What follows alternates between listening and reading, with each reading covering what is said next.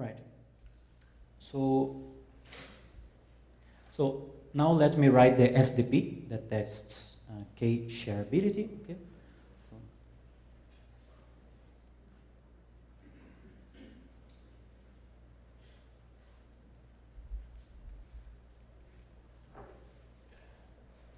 So again, I'm going to use this idea of the random robustness of entanglement. So before I used the idea of PPT in order to get a bound on how much noise I need to add to the state such that it's PPT.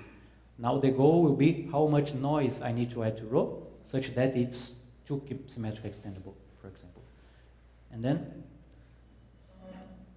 so I want maximize P such that P rho AB, okay, plus 1 minus P identity divided by D squared. So I want this to be equal to rho AB1 Bj, or J equal to 1 up to K. Okay. I want that the trace of rho AB1 up to Bk is equal to 1, and rho AB1 up to Bk is positive. Okay. And then what we can do is that we first fix K. K equal to K prime, okay? So what we can do is that we fix K, let's say we consider K equal to 2, okay? And then, so we maximize P such that the convex combination, okay, there exists a matrix rho AB1 to up to Bk, which has trace 1 and is positive, so this is a quantum state, such that the reduced density matrices of this state is equal to the state here. Which means if I don't have to add any noise to make it, say, 2 symmetric extendable, it's because rho AB is already 2 symmetric extendable.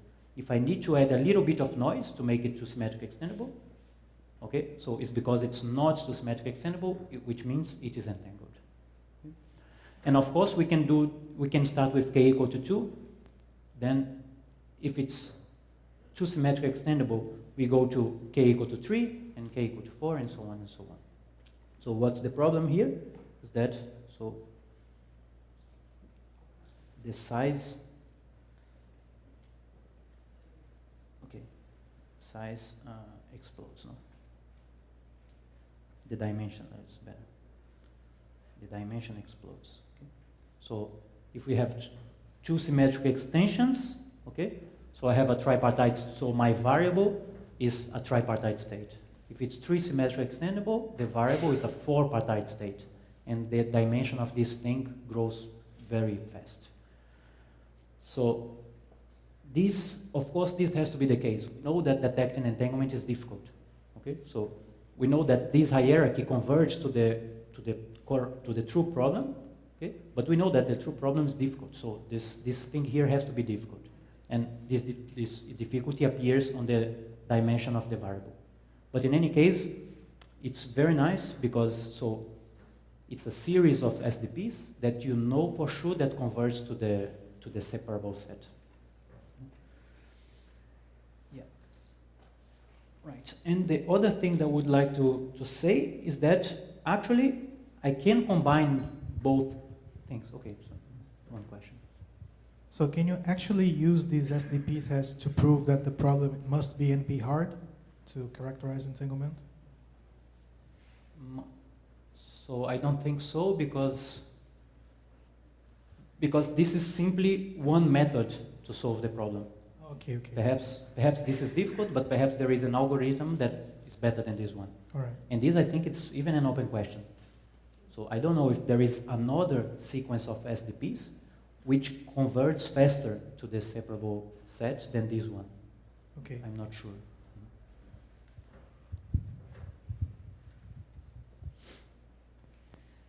And then, so the last thing I would like to tell about this SDP is that now we can also combine this SDP with the SDP testing PPT, right?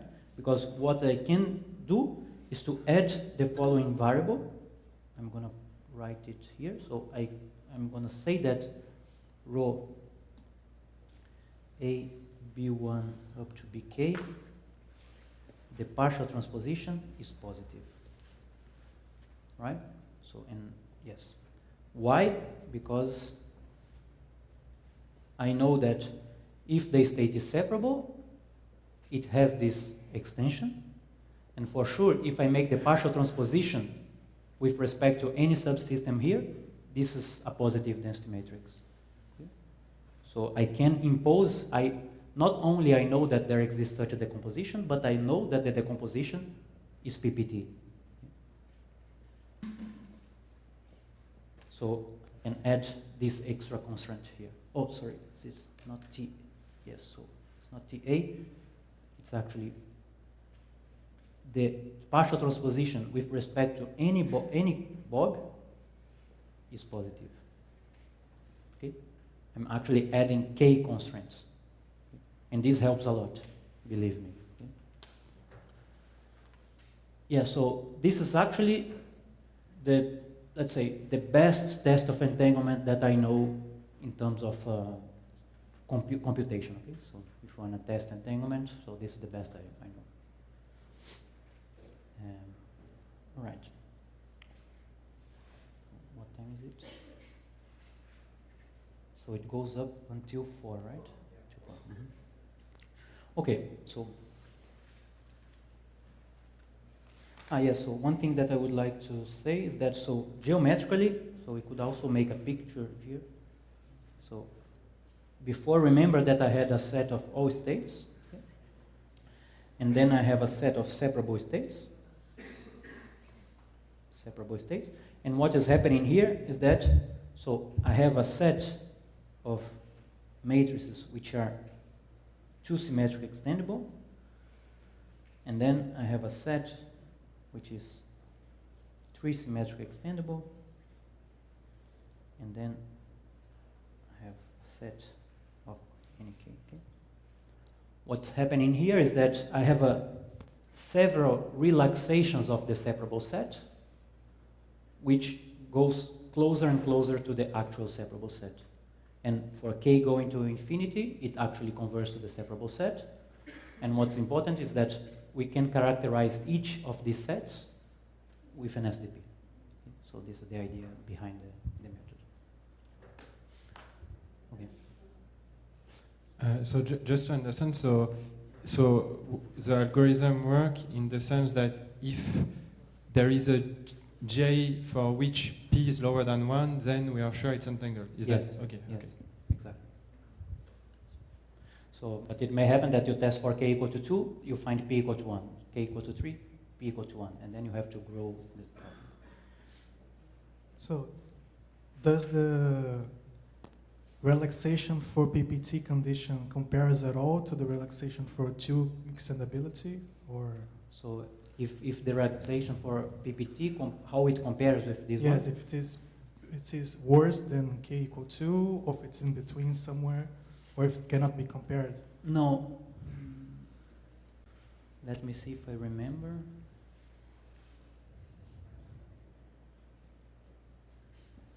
So, okay, I don't know. So I think that they do not compare in the sense that perhaps it's something like this, no? So, you know, so something that so I can have PPT states which are not k-symmetric extendable and so on. I think this is the case, but in any case, so the best thing to test entanglement is to add this. Okay, so if you add PPT, these PPT constraints here, you are testing at the same time PPT and k-symmetric extendability. Okay, so then it can only go better than the PPT relaxation.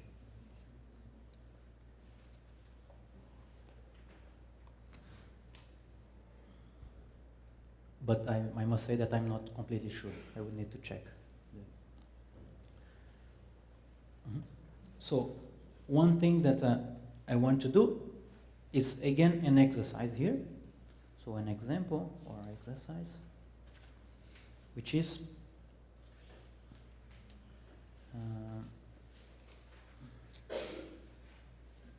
write the dual.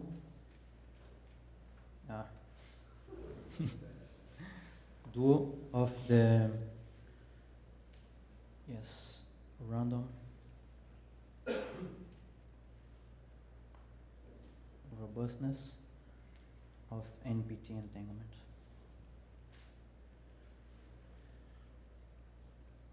Okay. So let's write the dual of this thing here. So I'm going to consider the SDP for the random robustness of NPT entanglement, and then I'm gonna write the dual. So you see that the form of the dual is actually quite nice.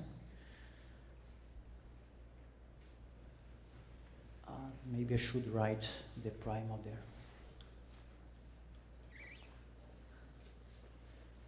Where is it?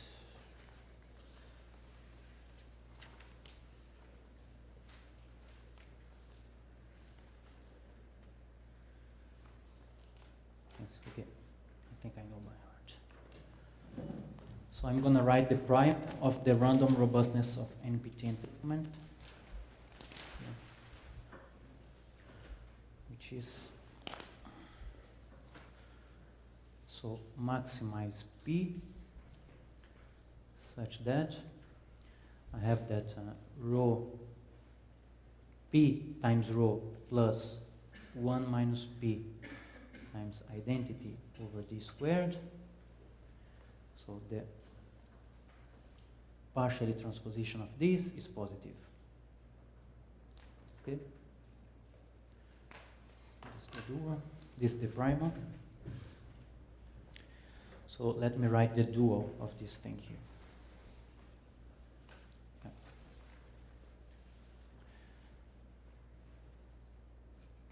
Okay. Remember how it goes. So we will associate. I'm gonna associate a dual variable. So I only have one constraint. My dual variable is gonna be, I'm gonna call it y. Okay, so let us write the Lagrangian. Okay. So I really recommend you to write down the dual for a couple of, because then after you write like 2 or 3, you'll get the point of it. It becomes very, very easy. So what you do is the following. You take the objective function, which is, in this case is P, okay? And then you sum with y, which is the dual variable, trace of y times P rho Ta plus 1 minus P identity over D squared. Okay. All right? So, yes, and I'm going to consider y positive. Okay. So, remember that this thing here is positive. So, if I consider that y is positive, this whole thing here must be positive. So, I'm taking P and summing something positive. Okay, so I want an upper bound. So, and then, so I'm going to isolate P. So this is 1 plus the trace of y rho Ta minus the trace of y D squared plus the trace of y divided by D squared, right? So now I can write the dual. The dual is simply, I'm going to write like this, okay, so it's minimize, oh sorry, no, not yet. See, what I'm going to do, I'm going to consider,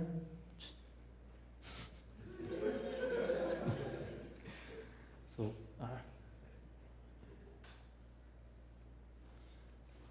consider the trace.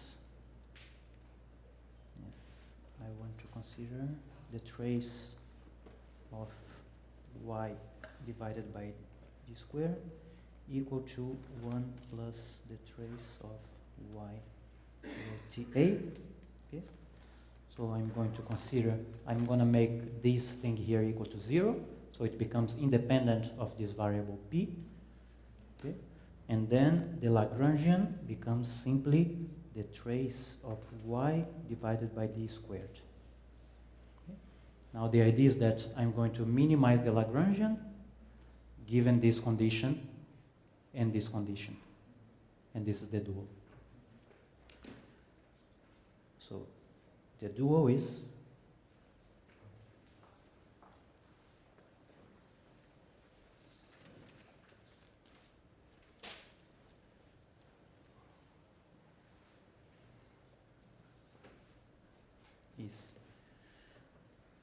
minimize the trace of y divided by d squared, okay, subject to the trace of y divided by d squared is equal to 1 plus the trace of y rho ta, and y is positive. Okay. So this is the dual. So it doesn't tell us much, right? So it's simply so one SDP that tests the same thing, okay? Tests the random robustness of entanglement. But actually, here we can give a very nice interpretation to this dual variable here in terms of entanglement weaknesses. So I don't know. So yesterday, Elena mentioned the idea of entanglement weaknesses. I don't know if she will keep telling this today, but look at this. So I rewrite this problem, right? So I'm minimizing this thing here, but this thing is equal to this. So actually I can write this as the minimum of 1 plus the trace of y rho ta such that y is positive. So what happens here is that if rho ta is positive, okay, then this trace of y rho ta is also positive, right? Because, so if this here is positive, right, I know that y is positive, so this trace is positive. Which means that the minimum is very easy to find. So I make y equal to 0, then the minimum is 1. Okay? The solution is equal to 1. But solution equal to 1 for this SDP means what? The state is PPT, right? Okay, so if rho ta is actually negative, this means that trace of this is negative, which means that S is below 1. So the state is entangled. Okay? But what does this mean? That, so y, okay, so I can rewrite, so I'm gonna do like this, I can rewrite trace of y rho ta as the trace of, I can put the partial transposition. So I can put the partial transposition here, okay, rho, okay, this is the same thing, and I'm gonna call this trace of w rho, okay, where w is equal to yta and y is a positive matrix, okay? So what we are seeing here is that the dual variable, actually the partial transposition of the dual variable is an operator which is positive for every state that is PPT. So the expected value with any state that is PPT, okay, is positive. Okay, so this is right. This is exactly the definition of an entanglement weakness. So it's positive for all states which are PPT. So if you take the trace of W rho and you find a negative value, it's because it's entangled. You have weakness at the entanglement of the state. And this is actually a very nice way of finding entanglement weaknesses. Okay?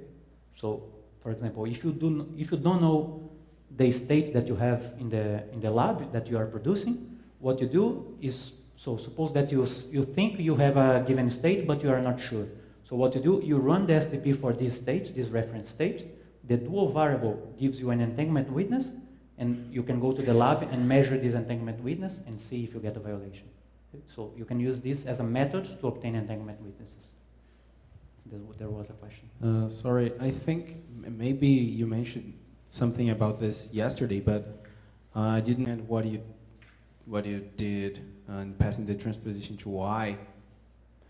Was it that that inequality you used yesterday? You said, "Oh, you have to believe now," and you said something. No. This is just a mathematical equality here. So right. So if you have, actually this values for the trace. So if you have the trace,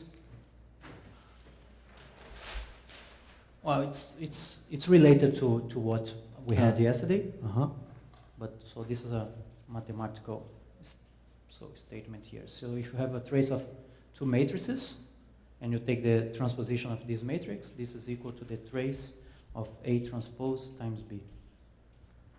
Okay, it's just a fact. Just a fact. And this is also valid for, let's say, if it's, let's say, bipartite operator. So if it has a tensor product, it's also valid for the partial trace. It's just a fact, so you can check it mathematically.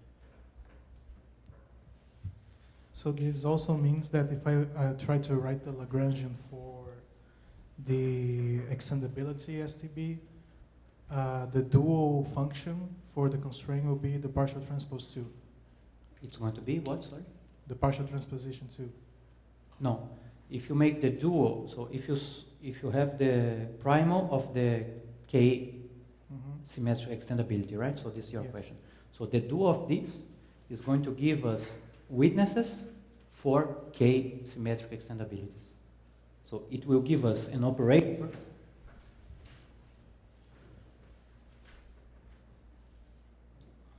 I'm sorry, I mean the dual function, the thing that appears in the Lagrangian. What do you mean by dual function? When you write the dual SDP, you write a function that is the phi prime of Y.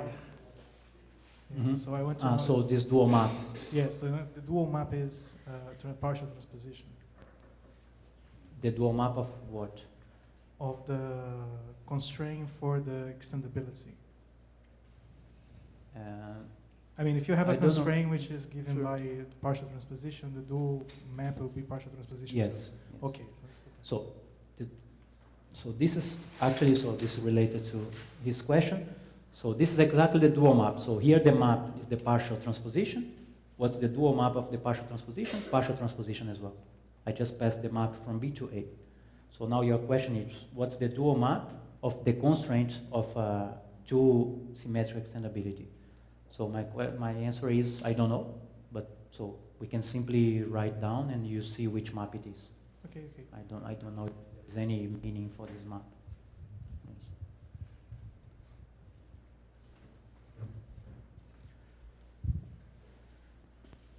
Okay. So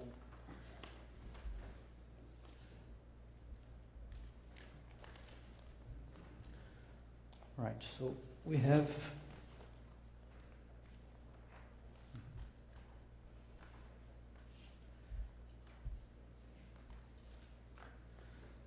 we have 15 minutes left. So actually this is everything I wanted to talk about entanglement. Okay, so just to summarize, so what was the main point of this lecture here? So first, so when we want to characterize entanglement, that is a difficult problem and cannot be done with an SDP. So then we discuss the concept of a relaxation of a difficult problem in such a way that the relaxation can be characterized with SDPs. And then there are different relaxations. So we consider the PPT relaxation, which is not necessary and sufficient, right? So there is always a gap between PPT and separable. But then we went to this K-symmetric extension idea and saw that we can actually approximate the set of separable states with relaxations which can be characterized by SDPs. Okay? So I wanted to show this because this is an important concept, okay? The concept of SDP relaxation. And this appears in many different problems. And the other idea that I wanted to show you is that sometimes you look at a problem, okay, so you say, no, this is not an SDP because it's nonlinear. But no, just work out a little bit, because perhaps there is a way of transforming this problem into an SDP, okay? Maybe defining new variables and so on, okay? This also happens in many cases, okay? So now what I would like, okay, so and then we saw, so I wanted to do the dual of the random robustness, because as you see, the dual of of this SDP gave us an entanglement witness, okay? And once we solve the problem for a given state, okay? Actually, if you code, so this I want to show you tomorrow, okay? Tomorrow I'm gonna show you the codes, some of the codes, and I think I have this one, okay? So you see that if we solve this code for a specific state, the code also gives to you the dual variable. It will give to you this matrix Y. Okay? And once you have this matrix Y, actually, this matrix is an entanglement witness. So you can test this entanglement witness to other states. Okay? So for sure it's an entanglement witness that detects the state that you put into the problem, okay? If S is below 1. But once you have this witness, it's an entanglement witness, you can test this entanglement witness to other quantum states. Okay? So then this becomes a nice method to obtain entanglement witnesses. And this is some sort of general property of SDPs, which is also very nice. So it's not only works for entanglement, but works for other problems. Okay? I don't know, which problems did we...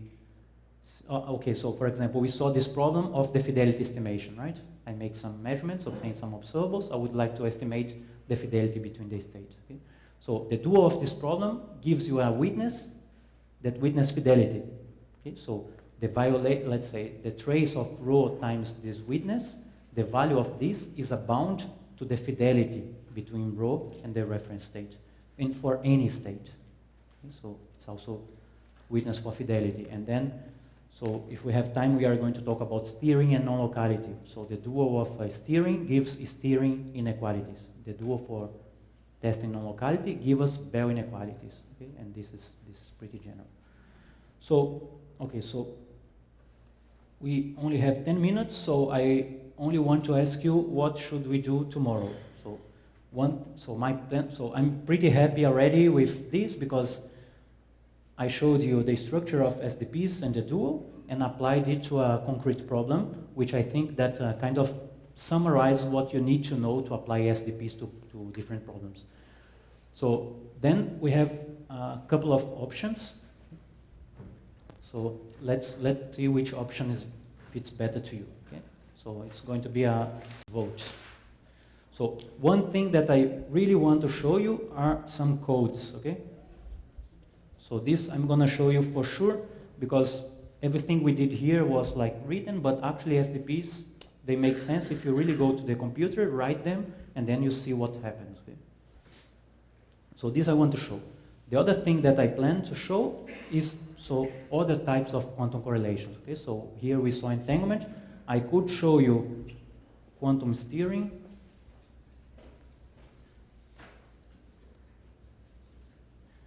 So perhaps you don't know what quantum steering and non-locality are, but I don't know, maybe you heard about it and you want to know about it. Okay? So I could apply the same things. So I could discuss the concepts of quantum steering and non-locality and tell you how to detect the steering and how to detect non-locality using SDPs. Okay?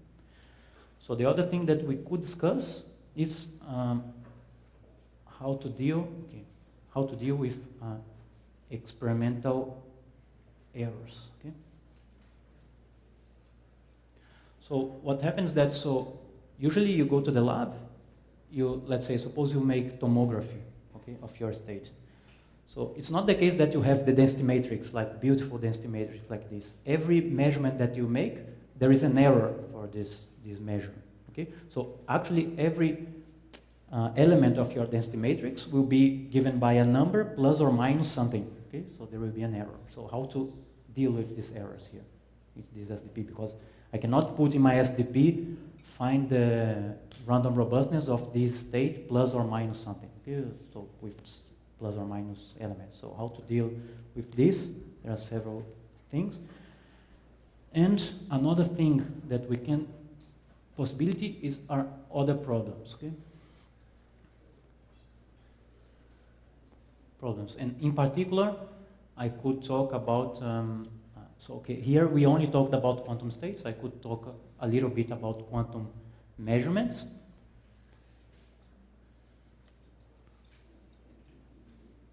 And in particular, the idea of incompatibility of measurements.